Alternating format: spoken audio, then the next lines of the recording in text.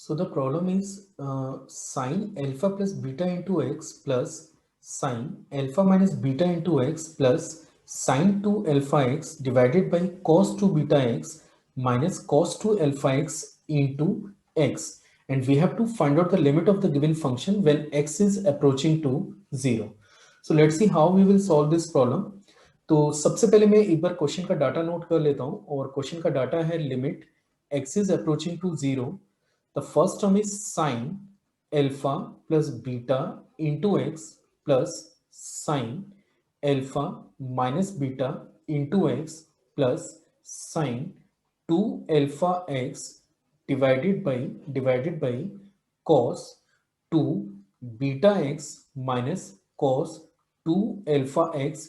ये आपके पास पूरा एक टर्म है और इनटू x भी साथ में दे रखा है. तो चलिए सबसे पहले मैं आपको बताता हूं कि यहाँ पे हम लोग इसको अगर सिंप्लीफाई कर रहे हैं तो हमें किस किस फॉर्मूले की अभी जरूरत पड़ने वाली है. सबसे पहले we need sine C plus sine D, और ये इक्वल होता है to sine C plus D by two into cos of C minus D by two के. This is the first result.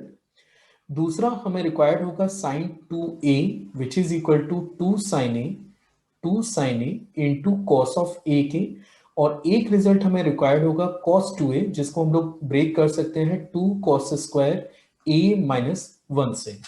तो यहां पे आप देख सकते हैं कि now the question is limit x tending to 0, limit x tending to 0, और यहां पे शुरू के दो टर्म्स में मैं sine C plus sine D का फॉर्मूला अप्लाई कर रहा हूं. जैसे हम लोग ये फॉर्मूला अप्लाई करेंगे तो ये बनेगा two sine alpha plus beta plus alpha minus beta by two into x, ये टर्म क्लोज. इसके बाद cos alpha plus beta minus alpha plus beta by two into x, और प्लस ये जो साइन 2 अल्फा एक्स आपको नजर आ रहा है इसको हमने with the help of sine 2 A break किया to sine alpha x into cos of alpha x से. और अब हम चल रहे हैं डिनोमिनेटर को भी मैनिपुलेट कर लेते हैं. ये जो cos 2 बीटा एक्स है यहाँ पे मैं cos 2a का फॉर्मूला अप्लाई कर रहा हूं, तो ये बन जाता है 2 cos square beta x minus 1 और माइनस के 2 cos square alpha x minus 1 के. तो आई एक्सपेक्ट कि यहां तक जो कुछ मैंने किया है, जो भी मैनिपुलेशन मैंने किए हैं वो आपको समझ में आ रहे होंगे, और अब हम इसको आगे फर्दर सिंप्लीफाई करते हैं. तो अगर मैं फर्दर इसे सिंप्लीफाई करता हूं तो आप देख सकते हैं कि now it will become limit x tending to 0, और यहाँ पे एक साथ में वो एक x का टर्म भी है, उसको नहीं छोड़ना है, अदरवाइज लास्ट में जाके कंफ्यूजन हो सकता है.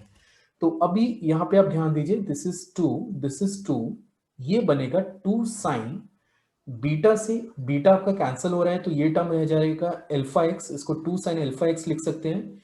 सिमिलरली यहाँ पे एल्फा से एल्फा कट गया और ये बचेगा cos ऑफ बीटा एक्स के, ये आपका सेकंड टर्म है.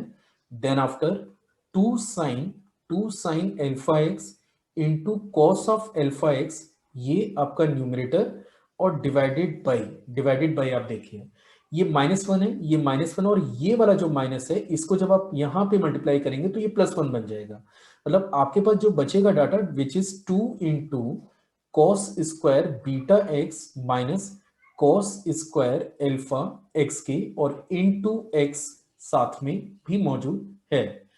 यहाँ देखिए 2 से 2 आपका कैंसिल हो रहा है, मैं उम्मीद कर रहा हूँ ये समझ में आ रहा होगा आपको. और अब हम इसको फर्दर मैनिपुलेट करते हैं. तो देखिए आगे अगर मैं इसे मैनिपुलेट करूं तो ये बनेगा limit x is approaching to 0. आप देख सकते हैं ऊपर से साइन एल्फा एक्स ये आपका कॉमन आ रहा है, और in bracket you are having cos alpha x plus cos of beta x के इंटू एक्स डिवाइडेड बाई, और यहां पे आप अप्लाई करिए a square minus b square, तो this will become cos beta x minus cos alpha x, ये आपका first term होगा, और सेकंड टर्म होगा cos beta x plus cos of alpha x के. तो अभी आप यहाँ पे देख सकते हैं कि ये टर्म और ये टर्म आपका फुली कैंसिल हो रहा है, और अब हमारा डाटा काफी ज्यादा पहले के रेस्पेक्ट में कंफर्टेबल हो गया है हैंडल करने के लिए.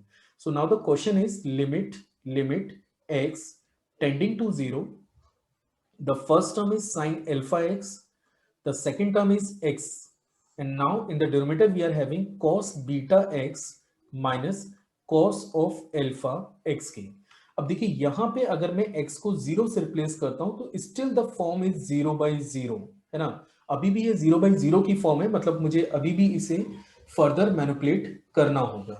तो आगे अगर हम लोग इसे मैनिपुलेट करते हैं, so this question will become limit x tending to 0, यहां पे मैं sin 2 थीटा का फॉर्मूला अप्लाई कर रहा हूं, तो ये बन जाता है 2 sin alpha x/2 into cos alpha x/2 into x के, ये न्यूमरेटर है। और डिनोमिनेटर की बात करें तो I am using here cos c minus cos d, और मैं वैसे एक्सपेक्ट कर रहा हूं कि आपको याद होगा cos c minus cos d कितना होता है।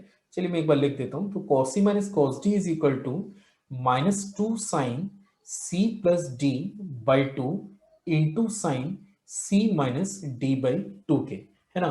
तो यहां पे अगर अपन इसे अप्लाई करते हैं तो ये बनेगा -2 sign beta plus alpha by 2 into x and sign beta minus alpha by 2 into x के। और यहां पे ये 2 से 2 आपका कैंसिल हो रहा है। अब चलिए फर्दर इसको सिंप्लीफाई करते हैं। So now the question is limit x tending to 0, the first term is sine alpha x by 2, अगला टर्म है cos एल्फा x बाई 2, और एक टर्म हमारे पास x है डिवाइडेड बाई, है ना। और यहां पे हम लोग क्या करें, हम इसके न्यूमरेटर और डिनोमिनेटर को एक्स स्क्वायर से डिवाइड भी कर रहे हैं। तो मैं अभी इसको फर्दर आपको सॉल्व करके बताऊंगा कि आगे हम लोग क्या कर सकते हैं। और यहाँ पे आप देखिए ये माइनस मैंने यहाँ पे जस्ट नोट कर लिया है, और ये टर्म है sign beta plus alpha by 2 into x sign beta minus alpha by 2 into x. और जैसा कि मैंने अभी बताया था कि हमने न्यूमरेटर और डिनोमिनेटर को एक्स स्क्वायर से डिवाइड करके रखा हुआ है। अब है इसको मैनिपुलेट करने का काम, चलिए शुरू करते हैं। तो देखिए ये x से एक x आपका कैंसिल हो गया, ठीक है। अब यहाँ पे अल्फा बाई 2 है और यहाँ पे केवल x है, तो मैंने क्या किया, अल्फा बाई 2 का यहाँ पे ऊपर नीचे मल्टीप्लाई कर दिया है डाटा को बैलेंस करने के, जिसके बाद हम sign alpha x/2 upon alpha x/2 को 1 लिख पाएंगे आगे जाके। अब डिनोमिनेटर पे ध्यान दीजिए, हमने क्या किया है, इसमें मैंने मल्टीप्लाई किया है beta square minus alpha square by 4 से। और अब मैं आपको बताता हूं कि इसको हम लोग कैसे यूज कर सकते हैं अपने क्वेश्चन में, आप ध्यान देते रहिएगा। So now the question is limit x is approaching to 0, है ना। अब देखिए फर्स्ट टर्म है sine alpha x/2 over alpha x/2, मतलब ये टर्म और ये टर्म, है ना, इसको मैंने न्यूमरेटर और डिनोमिनेटर में बैलेंस किया है। ये आगे जाके रेशियो 1 होने जा रहा है बिकॉज x टेंडिंग टू 0 है, into cos of alpha x/2, ये टर्म मेरे पास है। और आप ध्यान देंगे कि ये एक x तो हम ऑलरेडी कैंसिल कर ही चुके हैं, एक x तो कैंसिल कर ही चुके हैं, यहाँ पे एक टर्म बस एक्स्ट्रा मेरे पास अल्फा बाई 2 मौजूद है। अब चलते हैं डिनोमिनेटर पे, है ना, डिनोमिनेटर को भी बैलेंस कर लेते हैं। डिनोमिनेटर को बैलेंस करने के लिए मैंने क्या किया है, मैंने फर्स्ट टर्म लिखा है sign beta plus alpha by 2 into x divided by beta plus alpha by 2 into x के। और अगला term sign beta minus alpha by 2x divided by beta minus alpha by 2 into x के, ये division वाला। अब एक चीज और ध्यान दीजिए कि ये जो आपने डिवाइड किया था, मतलब beta square minus alpha square by 4 से मैंने डिनोमिनेटर में डिवाइड किया था, तो बैलेंस भी करना ही चाहिए था हमें, तो बैलेंस कर लेते हैं। Beta square minus alpha square divided by 4 यहाँ पे मैंने यूज कर लिया है। तो यहाँ पे एक एक्स्ट्रा टर्म आपको beta square minus alpha square by 4 भी साथ में आपको नजर आएगा, ठीक है। अब चलते हैं आगे। अच्छा, ऊपर एक माइनस भी आपको ध्यान देना चाहिए कि हम लोग माइनस भी यूज किए थे, ये वाला जो माइनस है इसको भी साथ में कैरी करना है, ये वाले माइनस को। तो मैं नीचे उसको लिख लेता हूं माइनस को, और फिर अपन फाइनली कमेंट करेंगे। ये एक माइनस और भी है। अब almost we are on the answer, थोड़ा लेंथी क्वेश्चन हो गया ये, लेकिन चलिए अभी हम लोग लगभग आंसर क्लेम कर सकते हैं। देखिए सबसे पहले ये जो रेशियो है, ये वाला जो रेशियो है, इस रेशियो की मैं बात कर रहा हूं, इसको आप 1 से रिप्लेस कर सकते हैं। Reason, when x tending to 0 है तो ये साइन एक्स बाई एक्स का फॉर्मेट आता है जो कि रेशियो 1 होता है.